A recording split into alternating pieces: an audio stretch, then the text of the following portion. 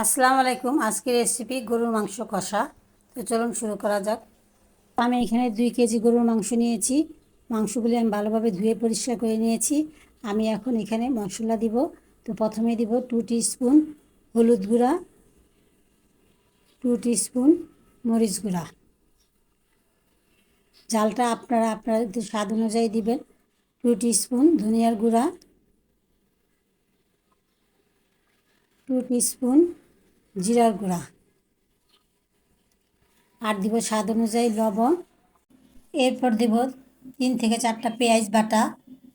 এরপর দিব 3টা টমেটো ব্লেন্ড করা।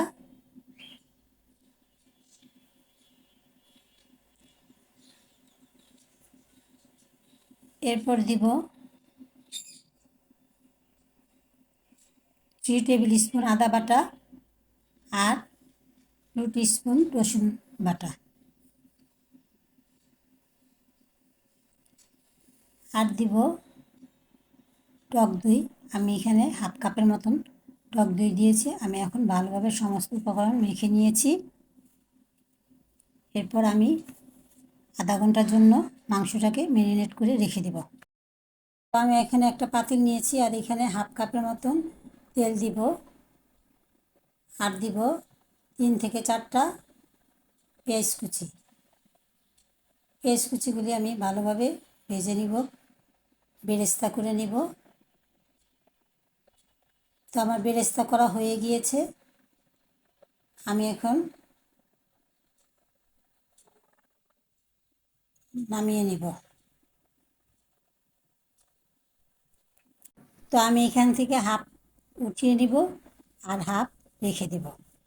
এরপর দিব এখানে 2টা তেজপাতা, 4 থেকে 5টা লং, 4 থেকে 5টা এলাচ, আর দিব 4 থেকে 5টা দারচিনির টুকরা দিয়ে আমি ভালোভাবে আবারও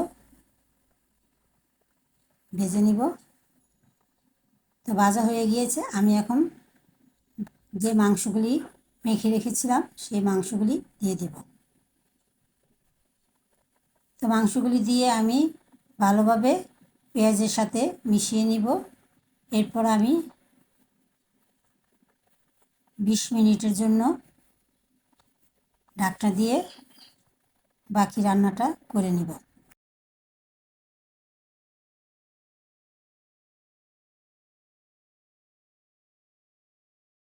তো আমি 20 মিনিট পরে এসে দেখি মাংসটার থেকে সামান্য একটু পানি উঠেছে। তো আমি এখন আবারও ভালোভাবে নাড়া দিব। নাড়া দিয়ে আমি চুলার আঁচটা কমিয়ে দিয়ে আবারও 10 মিনিটের জন্য ঢাকনা দিয়ে রান্না করব।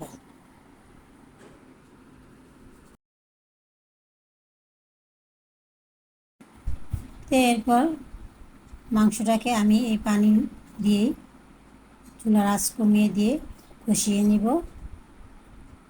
আরও 10 থেকে 15 মিনিট ঢাকনা দিয়ে। আপনারা তো জানেনই গরুর মাংস অনেক সময় লাগে। তা মাংসের থেকে পানিও উঠেছে, কারণ চুলা আঁচ কমিয়ে রেখেছিলাম, সেই জন্য মাংস থেকে আরও পানি উঠেছে। আমি আবারও এই পানিটা দিয়ে মাংসটা আরও কষিয়ে নিব যতক্ষণ পর্যন্ত না পানিটা শুকিয়ে আসবে।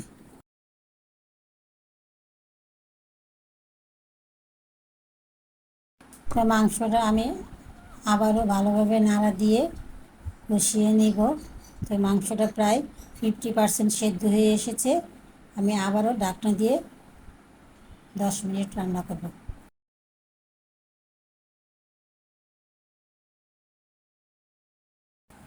এরপর আমি এখানে দিব যে বলে আমি মাংসটা মাখিয়ে রেখেছিলাম, সেই বলে করে আমি পানি দিব প্রায় 2.5 কাপের মতন, কারণ মাংসটা প্রায় সেদ্ধ হয়ে এসেছে।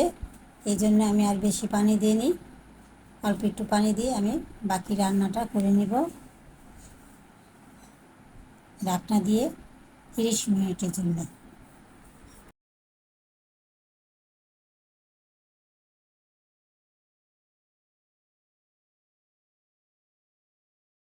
তো আমি এখন নাড়া দিয়ে দেখব মাংসটা সেদ্ধ হয়েছে কিনা। তো মাংসটা সেদ্ধ হয়ে এসেছে। আমি এখন চুলার আঁচ বাড়িয়ে দিয়ে 10 মিনিটের জন্য রান্নাটা করব যাতে ঝোলটা শুকিয়ে আসে। তো হয়ে গেল আমার গরুর মাংস কষা। আমি এখন নামিয়ে পরিবেশন করব। তো হয়ে গেল আমার গরুর মাংস কষা। যদি ভালো লেগে থাকে তাহলে ফেসবুকে ফলো, লাইক, শেয়ার আর ইউটিউবে সাবস্ক্রাইব। আল্লাহ হাফেজ।